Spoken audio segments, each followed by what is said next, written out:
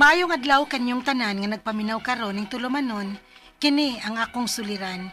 Ilabi na kaninyo Dr. Rene Obra ug Attorney Elaine Bathan. Ingon man sa mga artista nga maghatag og kinabuhi ning akong suwat suliran. Ako si Michelle, hingkod ang pangidaron, minyo og may usa ka anak. Nianak ko karon magpuyo sa Rosario, Batangas, pero taga Mindanao gyud ko. Punto medikal kining akong suliran. Kabahin kini sa sakit sa akong panit nga mga 3 ka tuig na akong inantos ani, bisan gibuhat na nako ang tanan pagpatambal.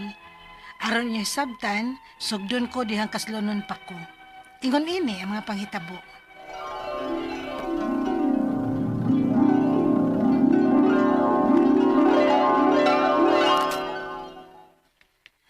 Uy, Michelle! Usay mong beauty secrets, uy. Nga nindot man gyud kay kag pamanit. Aron sad mahalin ko ani ba? Amiw. Murag naliwat ra man gud siguro ko sa akong mama, day. Nindot sa sad kag panit si mama gud. Oh, hinoon. Nga sa ato pa, di gyud ay kumahalin ani. Kaya nga kung mama day. Tagkabukid baya kayo pamanit day. Pero mga morena mo ha. Nindot sa bayat ng mga panit ng morena. Ay lahi gyud ng imo, uy. Puti na hamis pa cute. Buyag. Sige pamuyag diha uy. Dili na baya unya ka makatutho na ako ha kung mabuyagan ko nimo. Kaya ato na baya ko sa Batangas mo puyo. Ha? Kalayo gani maglagputan god. Unsa ka dito uy? Ay, dili ra kay ako uy. Kami si Hubert ug ang among mga anak. Kay adto naman gud siya ma-assign dito sa iyang trabaho. Mong adto na lang sad mi dito sa akong anak. Wa kay salig sa mong banad jay. Nga ubanan mangyud nimo. Dili uy. Kang Hubert ning pagbuot day. Aw, ako sab mao say gusto. Kay disad ko ganahan nga malayo niya uy. Bago pa baya ming minyo. Niya magbuwag day dayon mi. Lain sad kaayo. Ang hinoon sab. Sag ako naman lang. Ay sige na oy, arin ako. Gilangay na gyud ko nimo ay gibilin ko ra ba itong mama nga akong gamay. Asa man di ay ka uy? Ay magpalit kog pills. Kay wa pay 1 month ang akong anak. Nag-mens naman ko. Nasundanon ko no ko ingon mama kay gidugo ko dayon. Mao nga managa kong daan day aron dili masundan dayon. Nakapalit na kag pills? O ma, mamang ko nun yung mga klase sa pills. Ingon sa tindira nga dito sa butika. Bisag unsagong pills sagod. Okay raman na. Ang importante nga dili masundan dayon ning imong anak. Ay, sumbak ko taon ma, uy. Daghan pa biya mig planong Hubert. Basin, maun siya mi kon mabuntis dahin ko kusab. Unya, kanus amang kuno mo man larga pa ingon sa Batangas, ha? Magpaabot na lang si Hubert sa desisyon sa ilang kumpanya kung kanus siya palargahon ma. Ay, kun mao. Pag ayo-ayo na lang mo dito sa laing lugar, Michelle. Pero may untaog madugay-dugay pang inyong paglarga, uy. Aron mas ikauban pa na mugdugay ang among bag-ong apo.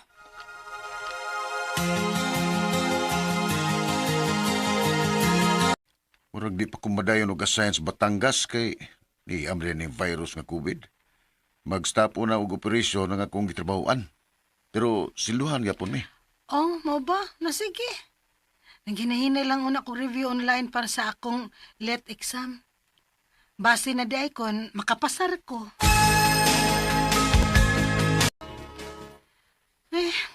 Stilan ba ini, uy? Dili gid unta ko ganahan nga magpa-vaccine. Kay nagpadidi baya ko sa atong anak. Unya kay kinahanglanon man di ay nga magpa-vaccine ang mutake og exam. Unya?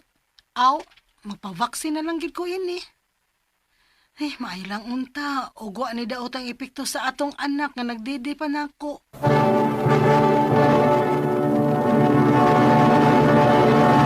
Recorded by X Thunder Gaming.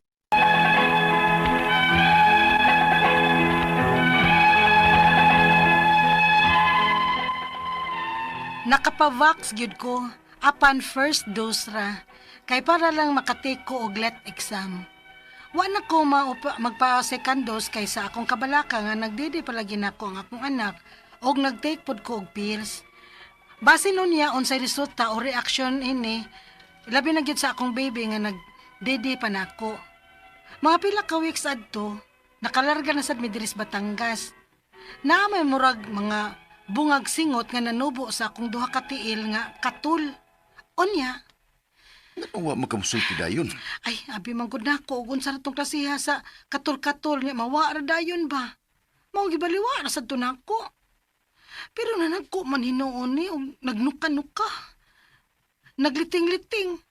O nga akong naibudngan kay, kung may mutubo sa wana kong tiil, kung din himang ganin ni dapita, matubuan sad ang tuon akong tiil sa mao gihapon nga parte sa akong tiil. Ay, mura magatbang ba? Palitag ointment. O ipa-check up na lang ka na. Ay, nga na uy. Suwayan ko una ni og humulog sabon nga powder. Unsa?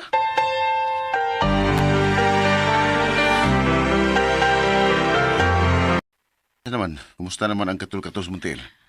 Wa gyud siya mo sa ay uy. Nanaghan man hinuon ni. Uy, di ako gipalit nga mga ointments, oh. Pili lang na nag-asay mahiangay ni mo na. Aron mamayo na na.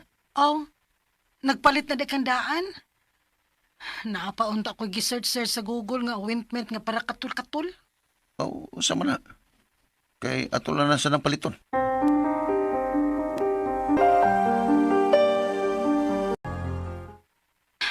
Da, kini. Gihumol na ko. Ano ang hunaran? Siya rog dili pa ni maayo, god. Saan na yung gibuhat? Nasuwayan ko lang ni hunad aning gipabukalan na kong udlots bayabas. Buntag og gabiin na ko buhaton ni kay base na lang muugan yung mga nukanukan na ko. Kay wa man gyud mo patuo sa mga ointments nga akong gi-apply uy. Kung di pa ganina maulian, pa-check up na lang kita sa skin clinic. Ha?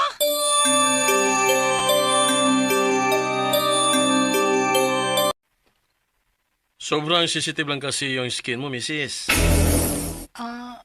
Talaga ba? Ganoon ba, Dok? May resita akong gamot sa inyo at saka ointment. Okay, Dok. Para mabili namin. Oh, kumusta naman ang pagtumari mo sa tambal nga giresitas, doktor? Ingo man ang ointment, sir. Minaw raman ning skita, oy. Minaw ra siya sa tambal, pero wag gyud mamaayo. Unsa? Sa dermatologist na lang yun siguro tamo adto eh. Unsa? Dermatologist gyud? Kamahal ka ana, Hubert.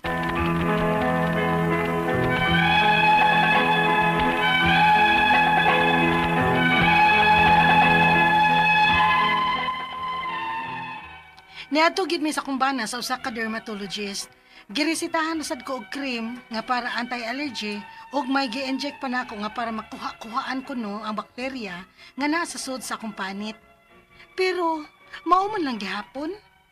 Nagtuo na lang sa hino na akong pares nga basin kinahanglan na nang moadto og Binisaya o Tambalan. Kay mga 3 years na baya ning akong giantos. Ang akong mga pangutana mao kining mosunod. Unang pangutana, nagtumar ko og pills dihang wa pay buwan ang akong anak kay girigla naman dayon ko. Ang pills kaha ang nakaingon aning katol nga butoy-butoy sa panit sa akong tiil.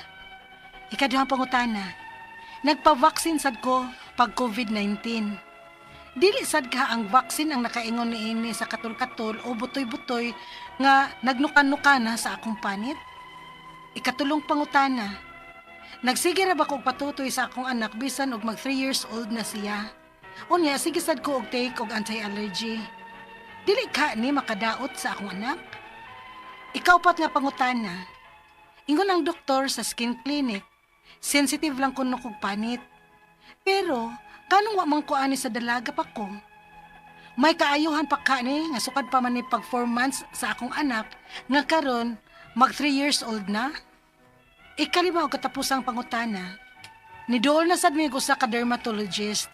Giresitahan ng gapon kog cream og may gi-inject pagani para makuha-kuhaan ko no ang bakterya sa akong panit.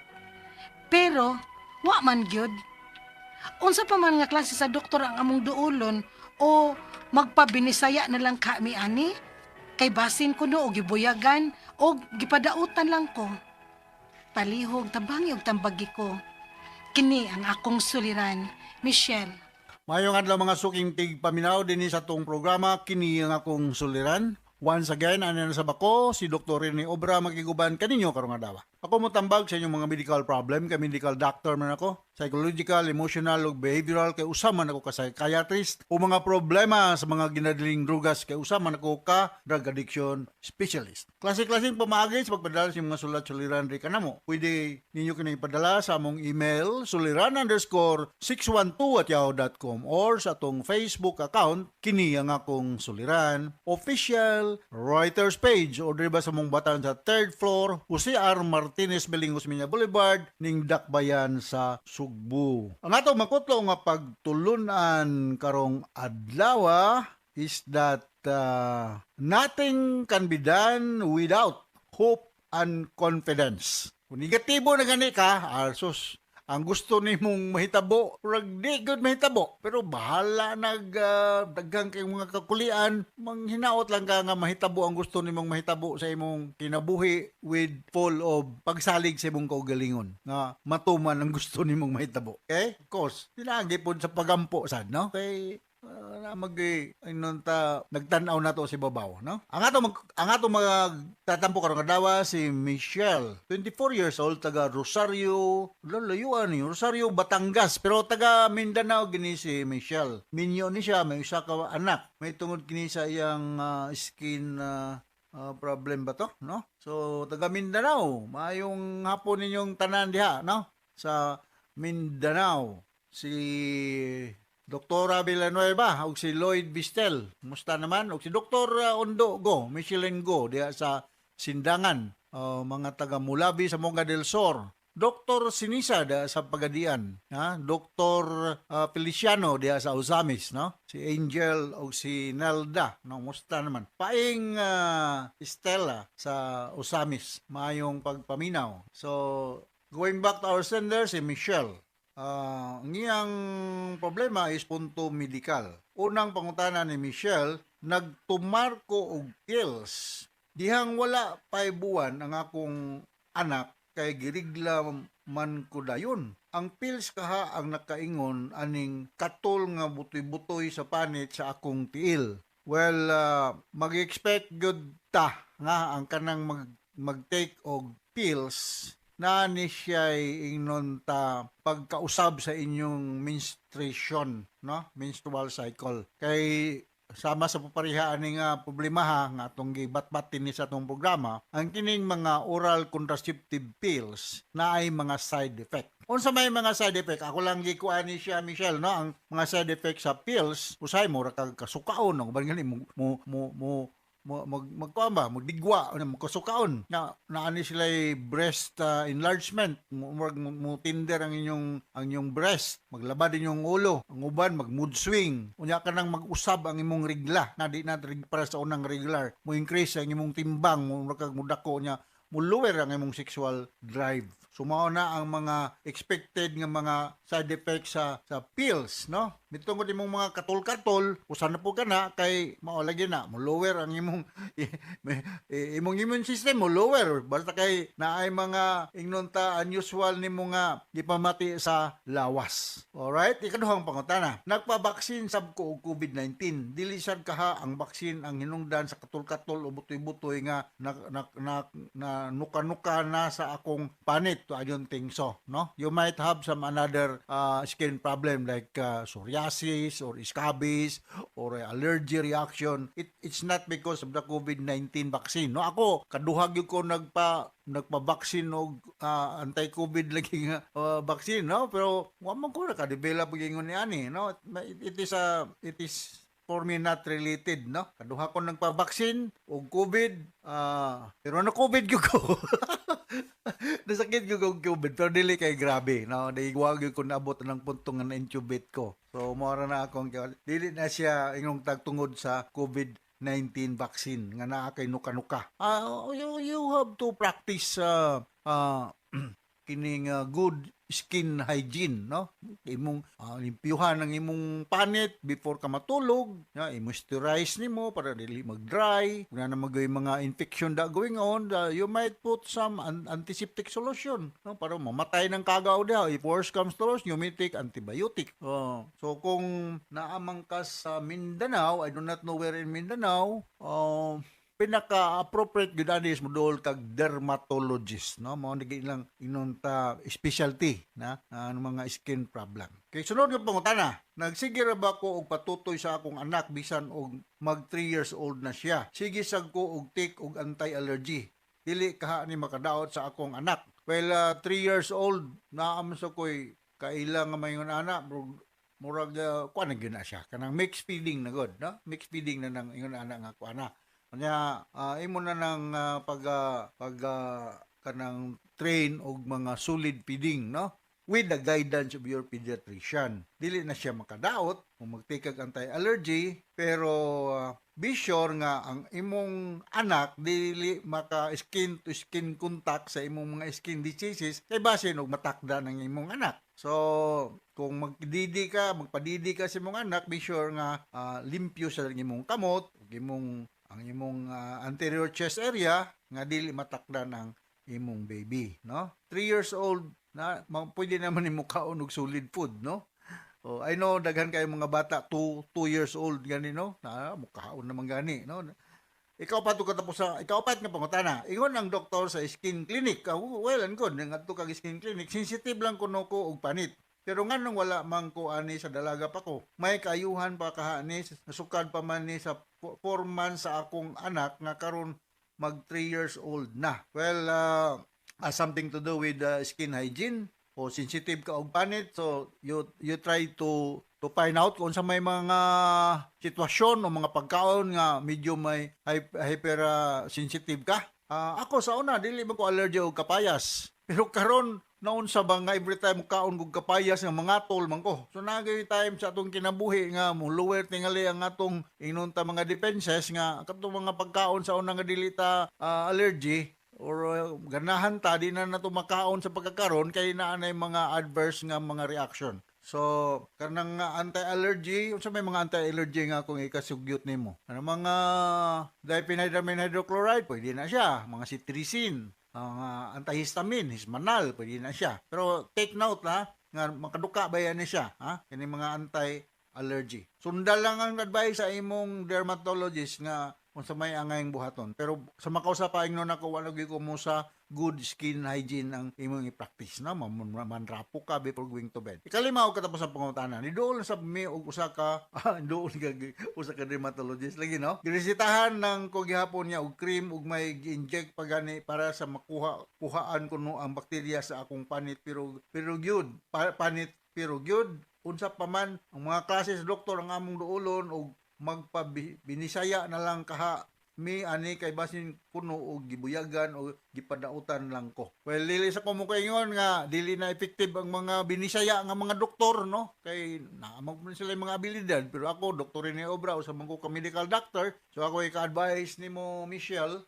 diya sa Mindanao nga more ko nga mutuo sa dermatologist, no? Kung sa may giresita sa imo, do not expect na the following morning ma-okay na ka. It will take time. Mumatter ang dosage, mumatter ang frequency sa pag-inom, mumatter pod ang imong inunta mga activities of daily living.